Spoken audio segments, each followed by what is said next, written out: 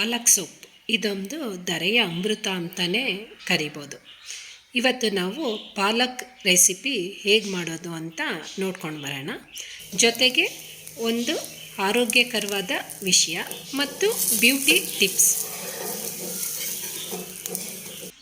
ನಮಸ್ತೆ, ಬೆಳಕು ನಕ್ಷತ್ರ ಲಾಗ್ಗೆ ಸ್ವಾಗತ. ಇವತ್ತಿನ ದಿನ ನಾವು ಪಾಲಕ್ ಸೊಪ್ಪಂದು ದೋಸೆ ಅಂದರೆ ಕಲರ್ಫುಲ್ ದೋಸೆ ಹೇಗೆ ಮಾಡೋದು ಅಂತ ನೋಡ್ಕೊಂಡು ಬರೋಣ. ನೀವೇನಾದರೂ ನನ್ನ ಚಾನಲ್ಗೆ ಹೊಸಬ್ರಾಗಿದ್ದರೆ ಸಬ್ಸ್ಕ್ರೈಬ್ ಮಾಡ್ಕೊಳ್ಳಿ, ನಂತರ ಶೇರ್ ಮಾಡಿ.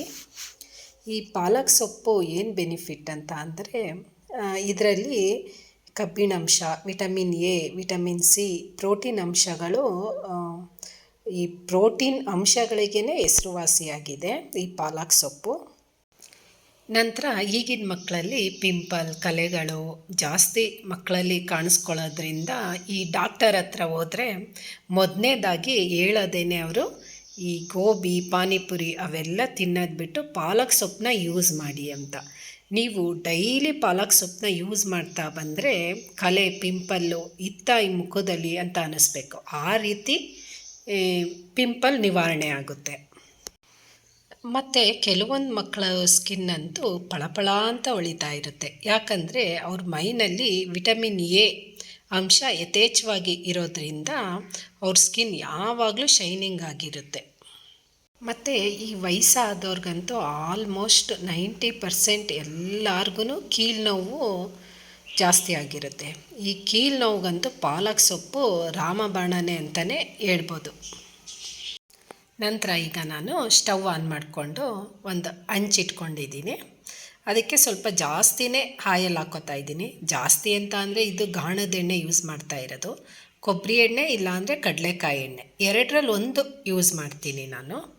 ಅಂದರೆ ಬೆಳಿಗ್ಗೆ ಇಡ್ಲಿ ಸಂಪ್ಳದಲ್ಲಿ ನಾನು ದೋಸೆ ಮಾಡ್ಕೋತಾ ಇರೋದ್ರಿಂದ ದೋಸೆ ಏಳುತ್ತೋ ಅನ್ನೋ ಕಾರಣಕ್ಕೆ ನಾನು ಇಷ್ಟು ಜಾಸ್ತಿ ಎಣ್ಣೆ ಹಾಕ್ಕೋತಾ ಇದ್ದೀನಿ. ಈಗ ಎಣ್ಣೆ ಎಲ್ಲ ಸ್ಪ್ರೆಡ್ ಮಾಡಿಬಿಟ್ಟು ಹಂಚು ಕಾದಿದೆಯಾ ಏನು ಅಂತ ನೋಡ್ಕೋಬೇಕಾಗುತ್ತೆ. ಇದಂತೂ ಮಕ್ಕಳಿಗೆ ಕಲರ್ಫುಲ್ಲಾಗೂ ಕಾಣಿಸುತ್ತೆ ದೋಸೆ, ಹಾಗಾಗಿ ಇಷ್ಟಪಟ್ಟು ತಿಂತಾರೆ. ಮತ್ತು ಈ ದೋಸೆ ಹಾಕಿದ ನಂತರ ಆ ಕಲರ್ ಯಾವುದು, ಈ ಕಲರ್ ಯಾವುದು ಅಂತ ಅದ್ರ ಜೊತೆ ಪಾಠ ಹೇಳ್ದಂಗೂ ಆಗುತ್ತೆ, ಮಕ್ಳಿಗೂ ಖುಷಿನೂ ಆಗುತ್ತೆ. ನಂತರ ಈಗ ಸಂಪ್ಳ ಹಾಕ್ಕೋತಾ ಇದ್ದೀನಿ ನಾನಿಲ್ಲಿ ಮಸಾಲೆ ದೋಸೆ ಥರ ತೆಳುವಾಗಿ ಹಾಕ್ಕೋತಾ ಇಲ್ಲ, ಸ್ವಲ್ಪ ಮಂದವಾಗಿ ಹಾಕ್ಕೋತೀನಿ. ಯಾಕಂದರೆ ಸೊಪ್ಪು, ತರಕಾರಿ ಎಲ್ಲ ಹಾಕೋದ್ರಿಂದ ಮಸಾಲೆ ದೋಸೆ ಥರ ಹಾಕ್ಬಿಟ್ರೆ ಎಲ್ಲ ಎದ್ದು ಬಂದ್ಬಿಡುತ್ತೆ. ಹಾಗಾಗಿ ಸ್ವಲ್ಪ ಮಂದಕ್ಕೇ ಹಾಕ್ಕೋಬೇಕಾಗುತ್ತೆ.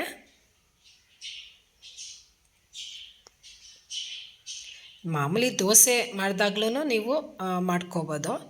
ನಾನಿಲ್ಲಿ ನಿಮಗೆ ರೆಸಿಪಿ ತೋರಿಸ್ಬೇಕು ಅನ್ನೋ ಕಾರಣಕ್ಕೆ ಬೆಳಗ್ಗೆ ಇಡ್ಲಿ ಮಾಡಿದ್ದೆ, ಆ ಸಂಪ್ಳದಲ್ಲಿ ಮಾಡ್ಕೋತಾ ಇದ್ದೀನಿ.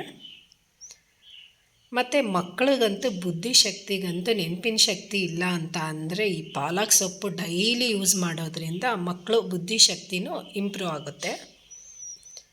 ನಂತರ ನಾನಿಲ್ಲಿ ಅರ್ಧ ಈರುಳ್ಳಿನ ಸಣ್ಣದಾಗಿ ಹೆಚ್ಚಿಟ್ಕೊಂಡಿದ್ದೆ, ಆ ಈರುಳ್ಳಿನ ಹಾಕ್ಕೋತಾ ಇದ್ದೀನಿ. ಆ ನಂತರ ಪಾಲಕ್ ಸೊಪ್ಪು ಸಣ್ಣದಾಗಿ ಹಚ್ಚಿಟ್ಕೊಂಡಿದ್ದೆ, ಆ ಪಾಲಕ್ ಸೊಪ್ಪನ್ನು ಹಾಕ್ಕೋತಾ ಇದ್ದೀನಿ. ನಂತರ ಕ್ಯಾರೆಟು ತುರಿದು ಇಟ್ಕೊಂಡಿದ್ದೆ. ಕ್ಯಾರೆಟು ಅಷ್ಟೇ ಕಣ್ಣಿನ ದೃಷ್ಟಿಗಂತೂ ತುಂಬಾ ಒಳ್ಳೆಯದು. ಸ್ವಲ್ಪ ಪ್ರೆಸ್ ಮಾಡ್ಕೋತೀನಿ, ಸ್ವಲ್ಪ ಅಂಟ್ಲಿ ಅನ್ನೋ ಕಾರಣಕ್ಕೆ ಪ್ರೆಸ್ ಮಾಡಿಕೊಂಡು ಕ್ಲೋಸ್ ಮಾಡಿಕೊಂಡು ನಾನು ಬೇಯೋದಕ್ಕೆ ಇಡ್ತೀನಿ. ಮಕ್ಕಳಿಗಂತೂ ಯಾವ ರೀತಿನಾದ್ರೂ ಆಹಾರದಲ್ಲಿ ಪಾಲಕ್ ಸೊಪ್ಪು ಕೊಡ್ಬೋದು. ಈ ದೋಸೆ ಮತ್ತು ಚಪಾತಿಗೆ ಪೇಸ್ಟ್ ಮಾಡಿಕೊಂಡು ಚಪಾತಿ ಹಿಟ್ಟು, ಗೋಧಿ ಹಿಟ್ಟು ಜೊತೆ ಕಲಿಸ್ಕೊಂಡು ಚಪಾತಿ ಹಾಕ್ಕೊಟ್ರೆ ಗ್ರೀನ್ ಕಲರ್ ಇರುತ್ತೆ, ನೀವು ಗ್ರೀನ್ ಕಲರ್ ಚಪಾತಿ ಅಂತ ಅನ್ಬೋದು. ನಂತರ ಯಾವುದೇ ಸಾಂಬಾರು ಮಾಡ್ಕೊಳ್ಳಿ, ಅದಕ್ಕೆ ಕೊತ್ತಂಬರಿ ಸೊಪ್ಪು ನಾವು ಹೇಗೆ ಹಾಕ್ಕೋತೀವಿ ಹಾಗೆಯೇ ಈ ಪಾಲಕ್ ಸೊಪ್ಪು ಅಥವಾ ನುಗ್ಗೆ ಸೊಪ್ಪು ಅವೆಲ್ಲ ಹಾಕ್ಕೋಬೋದು. ನೀವು ಸ್ವಲ್ಪ ಒಂದು ಹಿಡಿಯಷ್ಟು ಹಾಕ್ಕೊಂಡ್ರೂ ಸಾಕು. ಮತ್ತು ಮಕ್ಕಳೇನಾದರೂ ಮೇಲೆ ಹಿಂಗೆ ಕಿತ್ತಿ ತೆಗೆದುಬಿಟ್ಟು ತಿಂತಾರೆ ಅಂತ ಅಂದರೆ ನೀವು ಸಂಪ್ಳದ ಜೊತೆನೇ ಮಿಕ್ಸ್ ಮಾಡಿಕೊಂಡು ದೋಸೆ ಹಾಕಿ ಕೊಡ್ಬೋದು. ಈಗ ನಾನು ಒಂದು 2-3 ನಿಮಿಷಗಳ ಕಾಲ ಬೇಯೋದಕ್ಕೆ ಬಿಡ್ತೀನಿ. ಮೇಲ್ಗಡೆ ಸ್ವಲ್ಪ ತುಪ್ಪ ಹಾಕ್ಕೊಂಡಿದ್ದೆ. ಮಕ್ಕಳಿಗೆ ಅಂದರೆ ಚಟ್ನಿ ಏನೂ ಅವಶ್ಯಕತೆ ಇರೋದಿಲ್ಲ, ತುಪ್ಪ ಹಾಕಿ ಕೊಡ್ಬೋದು, ತಿಂತಾರೆ ಖುಷಿಯಿಂದ. ನಂತರ ಈ ಪಾಲಕ್ ಸೊಪ್ಪಲ್ಲಿ ಕ್ಯಾನ್ಸರ್ ಕಣಗಳನ್ನ ಕೊಲ್ಲೋ ದಿವ್ಯ ಔಷಧಿಯಾಗಿದೆ. ಹಾಗಂತ ನಾನು ಔಷಧಿ ಬಿಟ್ಬಿಟ್ಟು ಬರೀ ಪಾಲಕ್ ಸೊಪ್ಪು ತಿನ್ನಿ ಅಂತ ಅನ್ನೋದಿಲ್ಲ. ಔಷಧಿ ಜೊತೆ ಈ ಪಾಲಕ್ ಸೊಪ್ಪು ಸೇವನೆಯೂ ಯಥೇಚ್ಛವಾಗಿ ಸೇವಿಸಿ ಅಂತ ಹೇಳ್ತಾ ಇದ್ದೀನಿ. ನಾವೇನಾದರೂ ಹೊರ್ಗಡೆ ಹೋದರೆ ಅಥವಾ ಫಂಕ್ಷನ್ಗಳಿಗೇನಾದರೂ ಹೋದರೆ ಈ ಉದ್ದ ಕೂದಲಿರೋ ಹೆಣ್ಮಕ್ಳನ್ನ ನೋಡೋದೇ ಒಂದು ಖುಷಿ ಅಂತ ಅನಿಸುತ್ತೆ. ಯಾಕಂದರೆ ಈಗಿನ ಹೆಣ್ಮಕ್ಳಲ್ಲಿ ಕೂದಲಂತೂ ತುಂಬಾ ಉದುರಿರುತ್ತೆ, ಇಲ್ಲ ಚಿಕ್ಕ ಇರುತ್ತೆ, ಇಲ್ಲ ತುಂಬ ತೆಳು ಇರುತ್ತೆ. ಅಂಥ ಮಕ್ಕಳು ಡೈಲಿ ಪಾಲಕ್ ಸೊಪ್ಪು ಸೇವನೆ ಮಾಡೋದ್ರಿಂದ ತುಂಬಾ ಒಳ್ಳೆಯದು. ನಂತರ ಏನೋ ಸೌಂಡ್ ಬಂತಲ್ಲ ಅಂತ ಹೊರ್ಗಡೆ ಹೋದರೆ ಮುಂಗುಸಿ ಬಂದಿತ್ತು. ನನಗೆ ಭಯ ಆಯಿತು, ಏನು ಹಾವೇನಾದರೂ ಬಂದಿದೆಯಾ ಅಂತ ನೋಡ್ತಾ ಇದ್ದರೆ ನಮ್ಮ ಪಕ್ಷಿನ ತಿನ್ನೋದಕ್ಕೋ ಏನೋ ಹೊಂಚಾಗ್ತಾ ಇತ್ತು. ನಾನು ಕಿಟಕಿನಲ್ಲಿ ಒಂದು ವಿಡಿಯೋ ಮಾಡಿಕೊಂಡೆ. ಆನಂತರ ಬಾಗಿಲು ತೆಗೆದು ನೋಡಿದೆ, ಅದು ಎಲ್ಲ ಹೊರಟೋಗ್ಬಿಟ್ಟಿತ್ತು. ಯಾಕಂದರೆ ಗಿಡಗಳು ಮತ್ತು ಪಕ್ಷಿ ಇರೋದ್ರಿಂದ ನಾನು ಇವತ್ತೇ ಫಸ್ಟು ಆ ಮುಂಗುಸಿ ನೋಡಿದ್ದು. ನಂತರ ಇನ್ನೊಂದು ಸೈಡು ದೋಸೆ ಆಗಿದೆಯಾ ಅಂತ ನೋಡೋಣ. ಈ ದೋಸೆನ ಈಗ ಮಗ್ಚಿ ಬೇಯಿಸ್ಕೊತಾ ಇದ್ದೀನಿ. ಇಲ್ಲ ಅಂದರೆ ಹಾಗೆ ಒಂದು ಸೈಡು ಬೇಯಿಸ್ಕೊಂಡ್ರೇ ಸಾಕಾಗುತ್ತೆ. ತರಕಾರಿನೂ ಹಸಿ ಇದ್ದಾಗಿ ತಿನ್ನೋದು ರೂಢಿಯಾಗುತ್ತೆ.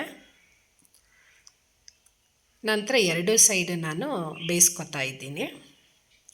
ಆನಂತರ ಏನು ಹೇಳ್ತಾ ಇದ್ದೆ ಅಂದರೆ, ಹೆಣ್ಮಕ್ಳಲ್ಲಿ ಜಾಸ್ತಿ ಕೂದಲುದುರುತ್ತಾ ಇದೆ. ಅಂಥ ಮಕ್ಕಳು ಬೆಳಗ್ಗೆ ಟೈಮು ಜ್ಯೂಸ್ ಮಾಡಿಕೊಂಡು ಡೈಲಿ ಸೇವನೆ ಮಾಡೋದ್ರಿಂದ ಕೂದಲುದುರೋದು ಸ್ವಲ್ಪ ಕಡಿಮೆ ಆಗ್ತಾ ಬರುತ್ತೆ. ಹಾಗಂತ ನೀವು 1-2 ಸಲ ಜ್ಯೂಸ್ ಕುಡಿದ್ಬಿಟ್ಟು ನನ್ನ ಕೂದಲು ಉದುರೋದು ಕಡಿಮೆ ಆಗಿಲ್ಲ ಅಂತ ಅನ್ನಬಾರ್ದು. ಯಾವುದೇ ಆಗಲಿ ಈ ಮೆಡಿಷನ್ನ ಒಂದು 3 ತಿಂಗಳಾದ್ರೂ ಮಾಡ್ಕೋಬೇಕಾಗುತ್ತೆ. ಈ ತರಕಾರಿ, ಸೊಪ್ಪು ಆ ಥರದ್ದು ಔಷಧಿಗಳು ಮಾಡ್ಕೋತೀನಿ ಅಂತ ಅಂದರೆ ಒಂದು 3 ತಿಂಗಳು ಕಂಟಿನ್ಯೂಸ್ ಆಗಾದ್ರೂ ನೀವು ಮಾಡ್ಕೋಬೇಕಾಗುತ್ತೆ. ಆನಂತರ ನಾನು ಒಂದು ದೋಸೆ ಎತ್ತಿಟ್ಕೊಂಡೆ. ಈಗ ಇನ್ನೊಂದು ದೋಸೆ ಹಾಕ್ಕೊಳ್ಳೋದ, ಸೇಮ್ ಮೊದಲು ಹೇಗೆ ಹಾಕ್ಕೊಂಡೆ ಅದೇ ರೀತಿ ಹಾಕ್ಕೋತೀನಿ.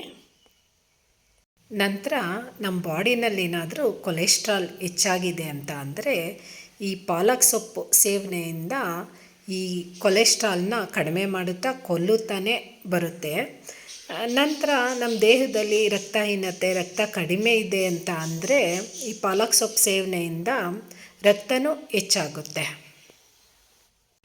ಈಗ ಹೊರಗಡೆ ಯಾರನ್ನೇ ನೋಡಲಿ ಅಥವಾ ಮಕ್ಕಳನ್ನ ನೋಡಲಿ, ಸ್ಟೂಡೆಂಟ್ನ ನೋಡಲಿ, ಕಣ್ಣಿನ ಮೇಲ್ಗಡೆ ಅಂತ ಒಂದು ಗ್ಲಾಸ್ ಇದ್ದಂಗೆ ಇರುತ್ತೆ.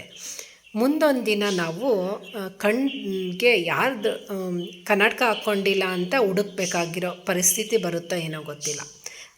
ಹಾಗಾಗಿ ಡೈಲಿ ಈ ಪಾಲಕ್ ಸೊಪ್ಪು ಸೇವನೆ ಮಾಡೋದ್ರಿಂದ ಕಣ್ಣಿನ ದೃಷ್ಟಿಗೂ ದಿವ್ಯ ಔಷಧ ಅಂತ ಹೇಳ್ಬೋದು. ನಮ್ಮ ದೇಶದಲ್ಲಿ ಸಿಗುವಂತಹ ಸಸ್ಯ ಮತ್ತು ಸೊಪ್ಪಿನಲ್ಲಿರೋ ಔಷಧಿ ಗುಣಗಳು ಬೇರೆ ಯಾವ ಪ್ರಪಂಚದಲ್ಲೂ ಸಿಗಲ್ಲ ಅಂತ ಹೇಳ್ಬೋದು. ಈಗ ನಾನು ಪಾಲಕ್ ಸೊಪ್ಪು ಒಂದು ದೋಸೆ ರೆಡಿಯಾಗಿದೆ. ಮಕ್ಕಳಿಗೆ ಯಾವುದಾದ್ರೂ ಮುಖಾಂತರ ತರಕಾರಿ ಸೊಪ್ಪನ್ನ ಕೊಡ್ಬೋದು ನಾವು. ಡೈಲಿ ಅವ್ರಿಗೆ ಯಾವ ರೀತಿ ಇಷ್ಟ ಆಗುತ್ತೆ ಅದನ್ನು ನೋಡಿಕೊಂಡು ಅಥವಾ ಲಿಕ್ವಿಡ್ ಅಲ್ಲೂ ಕೊಡ್ಬೋದು.